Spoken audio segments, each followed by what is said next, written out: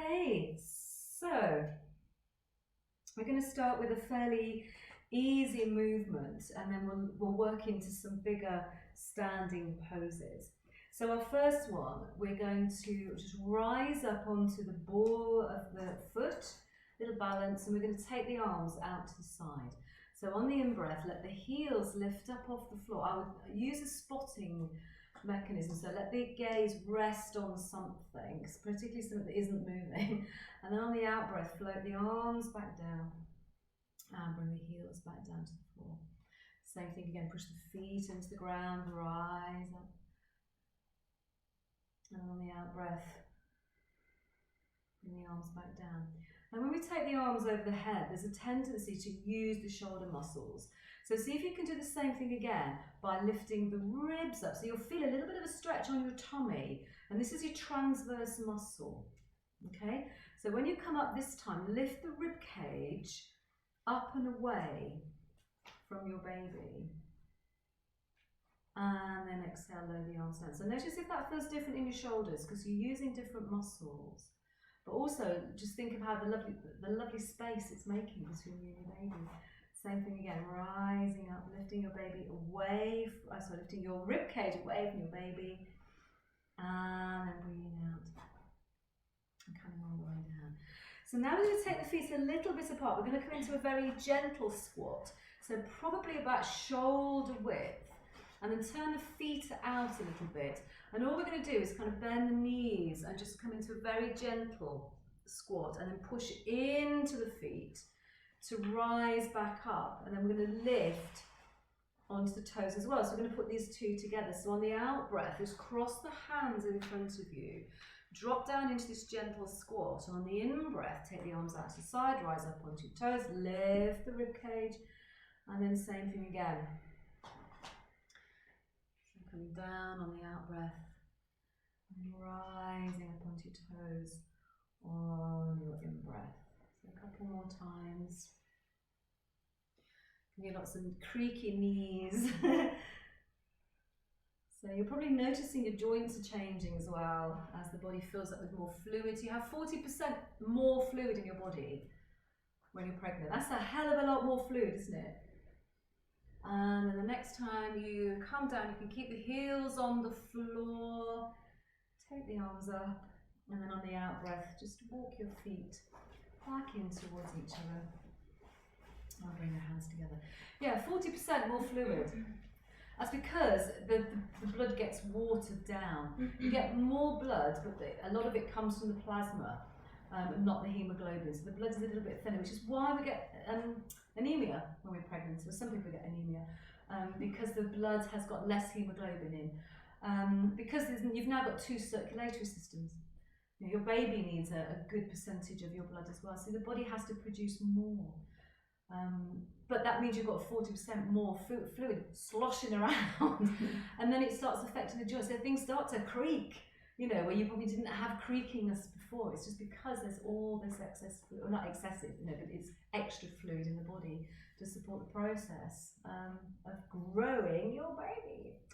Okay, so we're going to take the feet a bit wider. So I would go as wide as you feel comfortable. So particularly if you want to do the fizzy leg stretches and you don't have any pelvic girdle issues, I would kind of go big. And then we're going to take the left leg out. So the left leg is going to rotate out, and then the right leg is going to come in slightly. So you're going to push the heel away and let the toes come around. So this is our basic warrior stance, and we're going to do a wide sided warrior. So we've got various warrior poses. One of them is where the hips are facing forwards. This is a long warrior, a side warrior. So you want to have the left knee over the ankle. So that's a really good rule of thumb. If the knee goes further forwards like this, you're going to strain the knee ligaments. So make sure that the knee sits over the ankle. Now if you've got your socks on, you might find that you start to slip and you're losing your grip. So bear that in mind. Also on that one, Jade. See, I was halfway there, wasn't I? all the right letters, not necessarily the wrong order. Yeah, so on those spongy ones as well, if you feel you haven't got a good grip on the floor, you might want to do what Jodie. Oh, done and come onto the carpet. So just make sure you've got enough grips. That's really important in these poses. Otherwise, you're having to use muscles just to hold yourself in the upright position. So right leg is straight. Push the heel away. Left knee is bent. And the pelvis is kind of lengthening down towards the floor. So make sure your pelvis hasn't over-rotated. And then we let the ribs rise up. And the arms are nice and soft. So we're just going to move in a couple of directions. On the first out breath, you're just going to take the left elbow onto the left thigh and let the right arm come over. So we're not excessively using that right arm, we're just letting it come. And then we're going to circle the arm down in front of us and then push into the left foot to rise up. So again, we're using the ground rather than our body. Now the other way, we're going to keep the legs where they are. I'm not going to bend them or change the bend. We're going to drop the right arm onto the right leg and just let the left arm float up over the head. Lovely. And then circle the arm all the way down. And then in between, if you want to rest, you can straighten the leg on the in-breath. And exhale, bring the hands back. Yeah, just trying to think why. Bring your foot around a little bit more. I've got really weak ligaments. Okay, so is this They're neck ball injuries. I've torn all the ligaments in my feet. Okay. So I've just got balance issues. Right, okay, so you're doing everything you can. Okay. So that's just to give us a rest in between so we can come back again. So bending that front knee, pushing the feet into the ground. The next time you breathe out, drop the left elbow onto the left thigh, let the right arm just float over the head. So again, the only thing that's working hard are the legs, the upper body is nice and loose. And then we circle that arm round in front. Now we push up into the left leg to bring us up. And then we drop the right arm onto the right thigh. And let that arm float all the way up. When we want to come out, just drop the arm in front, rise up, straighten the legs. Hands come back together. How's that feel? Fine. And I would say specifically, really work your feet. Yeah. Because that means that all of the so it's what I keep saying, you want to get these adductor muscles working, so you push into the floor with your feet and you can feel that, all that gripping, can't you? Okay, last time, bend the front leg. And then when you're ready, just taking that left arm over, right arm reaches up over the head. And then we circle the arm down, push into the ground, right, and drop all the way back. And then come on, straighten the front leg, bring the hands together. Now turn your feet so they're parallel to each other. And then what we're going to do here is slide the arms down. Now you can make this as big or little, as strong or soft as you want. So if you want to stretch the legs, so keep them straight and just slide the arms down. And you see where you are comfortable coming to. If the hamstrings are tight, then you can bend the knees. If you're not interested that much in the hamstrings, but you'd like to stretch your back, then you can bend the knees a lot and just elongate the spine. So you choose where you want to work here, what needs the most work, the legs or the spine. Just take a couple of breaths here.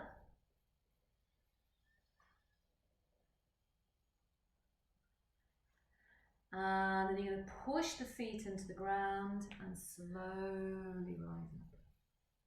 And then we're going to do the same on the other side. So now the right leg rotates out and we bend the right knee until the knee sits on top of the ankle, and then the left foot can turn in so that you're not straining that back knee. Pelvis is nice and level. There's an even amount of weight in both legs. All good so far? Okay, so then we take the arms out to the side, and then we drop the right elbow onto the right thigh. We just let the left arm float over the head. And we circle the arm down, we push into the foot and rise up. And then we drop the left arm onto the left leg and just let the right arm float all the way up. And we circle the arm down, straighten both legs, bring the hands together. Do the same again.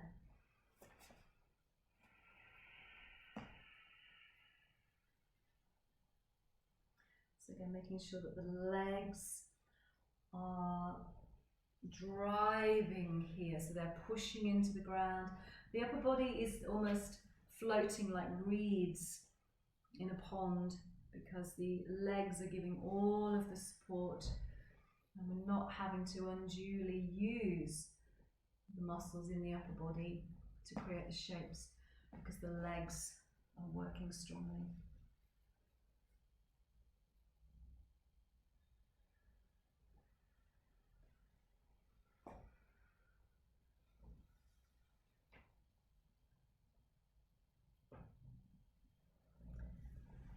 And then when you come back this time, turn the feet to the front again and have this second stretch, so coming forwards.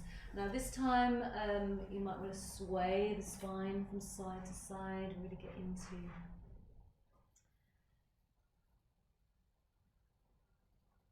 the legs and the spine.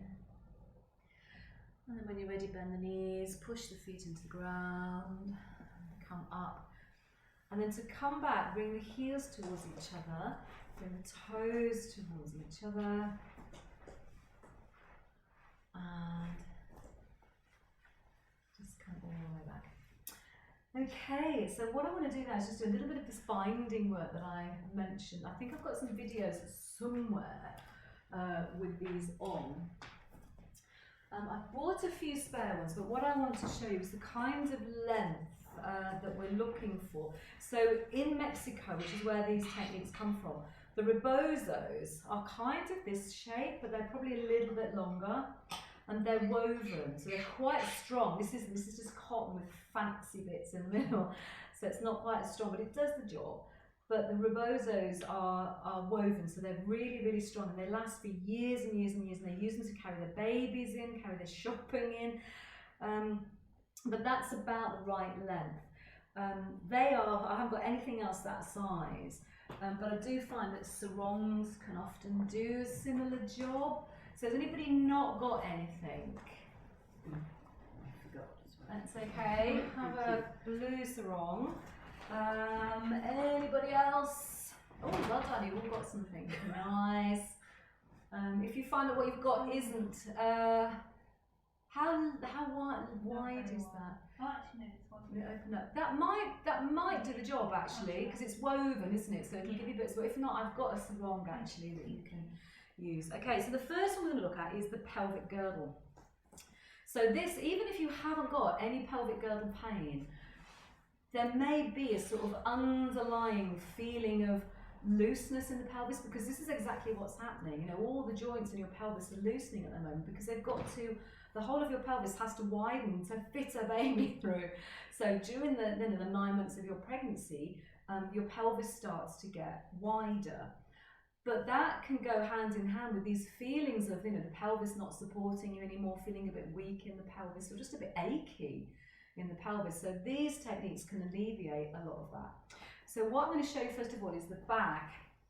So what you want is to get the whole of your pelvis gathered into your fabric. So the lower part of the fabric needs to be right underneath your buttocks. The upper part of your fabric needs to be at the top of your pelvis. And then if you've got any bunching, which I have got, you need to sort of gather it in. And if you're not sure how to do that, you know when you make ponytails or you do plaits and you have to kind of draw all the stragglers in, you do the same thing. So the best way to do it is just to draw all of the straggly bits in like this. And then what you'll end up with is this real feeling of tightness and gripping, and then you do the same on the other side. So you can see here it's all bunched up here. So I'm going to draw those in as if I was making a ponytail, and then you can see that's all getting tighter and tighter. Okay, so then you cross your hands. So you don't cross your hands over, you cross the fabric over, and it's round. I wouldn't knot it yet. I want you to do, you're going to do a bit of pulling first. So don't knot it, just have it crossed. Otherwise you won't be able to pull it tight enough. So not knotted, just crossed. And then as you next breathe out, pull the hands away from each other. Can you feel that tightening up? Yeah? And then you do the same thing again. So you breathe in, You breathe out and you pull the hands a bit tighter. So you want to make sure the knot is under your bump, so around about your pubic bone. So this is the pelvic girdle wrap. This is the one to support your pelvis. Then, having done that a couple of times, you've got it really tight. You have to kind of, as you knot it, you have to be careful you don't lose the tightness. So bring the knot through.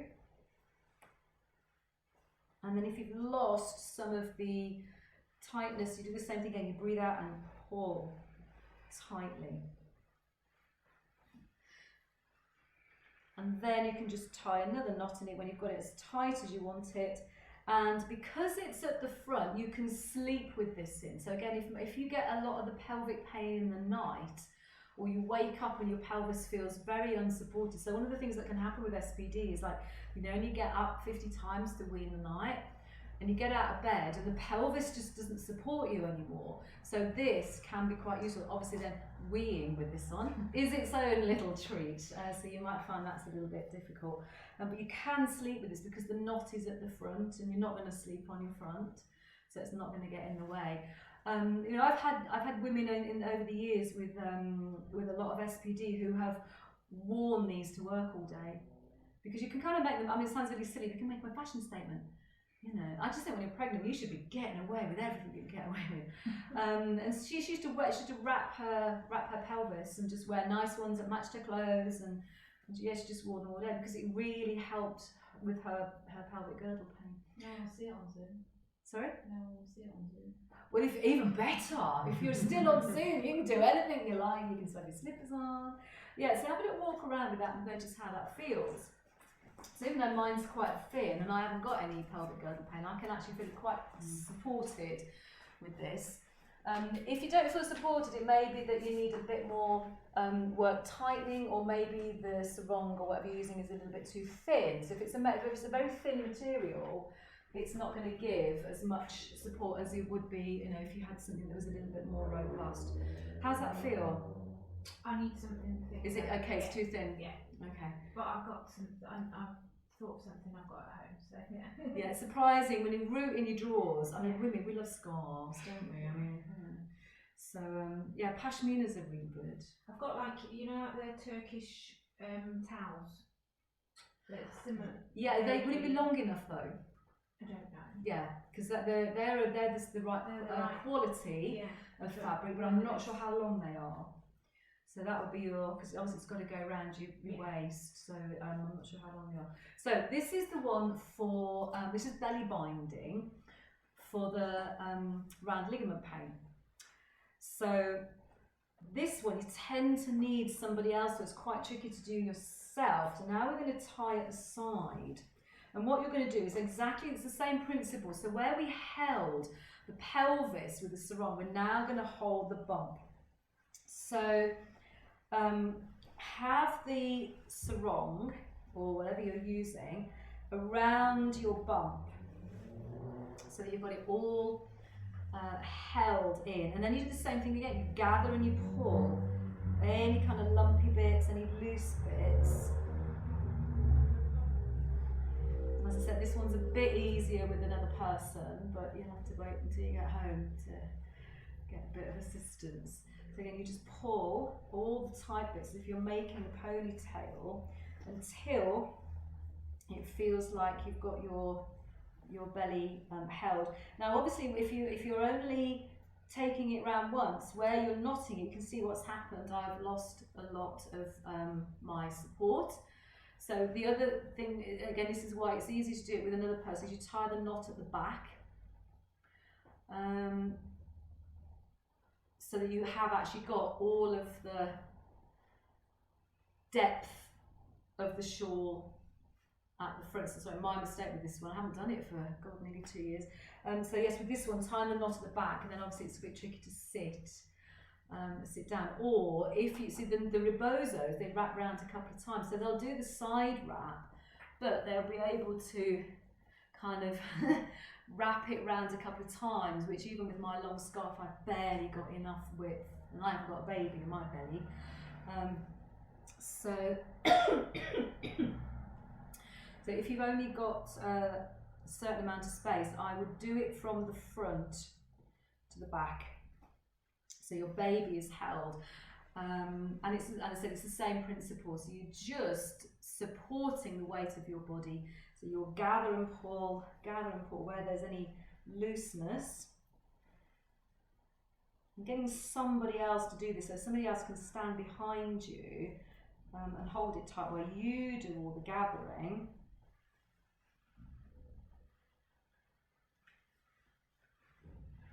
And then you just do the same thing again, tie the knot. Feels good. It's lovely and supportive.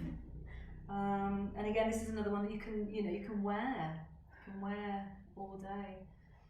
How does that feel? If anybody else that's got I belly? can get.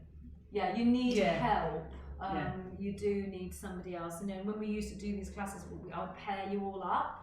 Yeah. And you'd all be tying each other's knots and things, and we can't do that at the moment, sorry, but find some random person on the street, somebody that can do it. Okay, so does that make sense? If I can find these videos, I think I'm sure I did some videos with this. I'll see if I can find them and I'll link them in the WhatsApp. You're all in the WhatsApp, aren't you? You're there, aren't you? Okay. Right, so we're going to curl back down to the floor. So you're going to bend the knees and just curl down. And then to come onto all fours, bend the knees a bit more and walk your hands forwards. So we're just going to do a little bit of lunging and to see how this feels. This is a kind of bigger version of what we did earlier. So you're just going to step right foot behind, so to the outside of the right hand. And then from here, just rocking forwards and backwards. So just giving a little bit of space. And we're going to use the B breath again.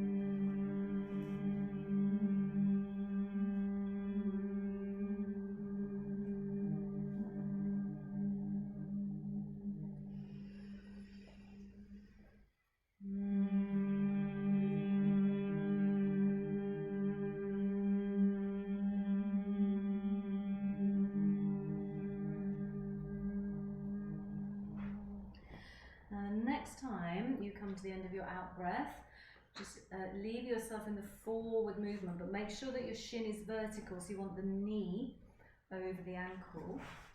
And then you're going to push onto your hands to rise up. Is that okay? Okay, so it's more wide-legged, I think, isn't it? As yeah, a lot of people have, this can be fine, wide-legged, not so much.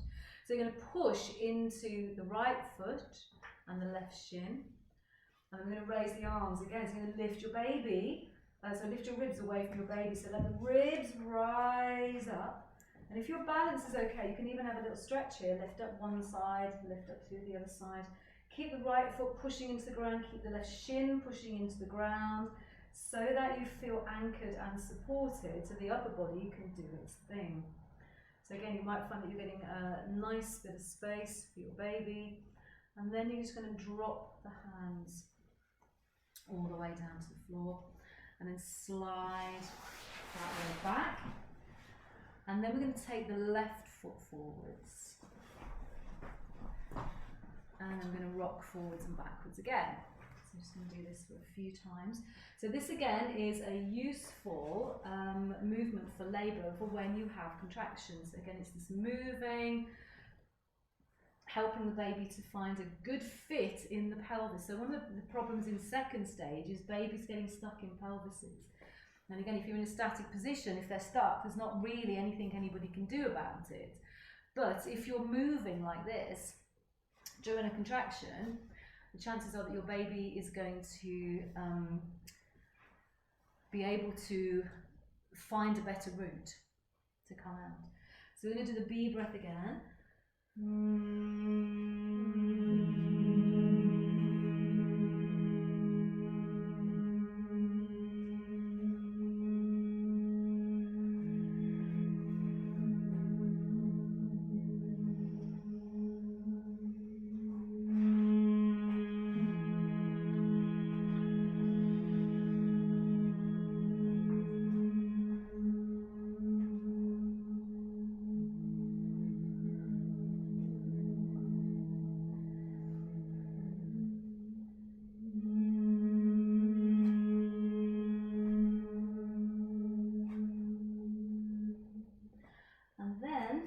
here, coming into the furthest forward position that you're comfortable with, making sure that your shin is vertical, so you might need to move the foot forwards, and then bring your hands onto your thigh and come up, let the tailbone lengthen. So again, you're going to feel that stretch in your quad.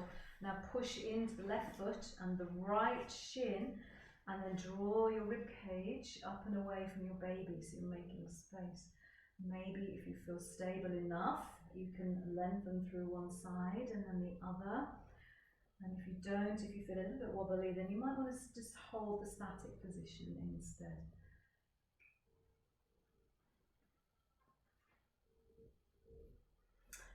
And then as you breathe out, just easing all the way down. And then slide the foot back, and then make a space for your baby. Roll the spine to the ceiling. Sink all the way back onto your heels. Again, rocking your hips from side to side if you find that is giving you a little bit more spaciousness.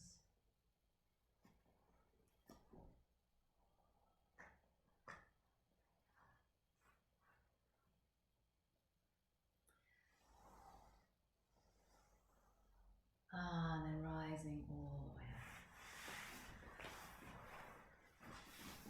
up. Okay, so those two things that we've done for the legs, so you might find that's enough for tonight. You might not need to do anything, but for the ensuing nights, the all fours calf stretch, and then there's little warrior ones, and they work as well. So basically anything that's just going to stretch the leg out.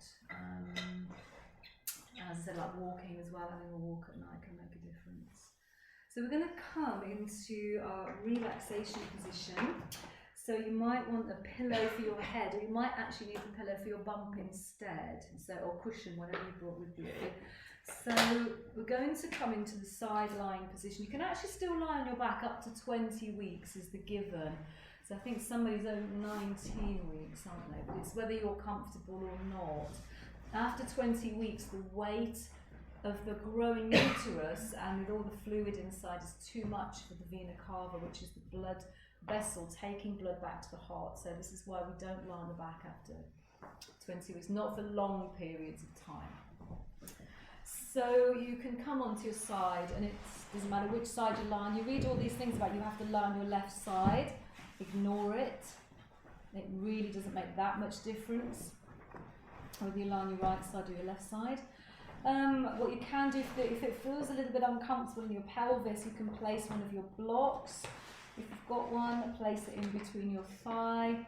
Or what you can do is kind of come into semi-recovery position and bring the knee all the way over onto the floor in front of you. So again, you find your way into whatever position is comfortable. So again, if there's any round ligament pain, it does get worse if, when you lie on your side. So placing a pillow underneath your bum, so it's lifting up away from the floor, can reduce some of that discomfort. And then just resting your head. If you haven't got anything else, you can just put your hands underneath. Okay, so I'm going to turn the lights off shortly.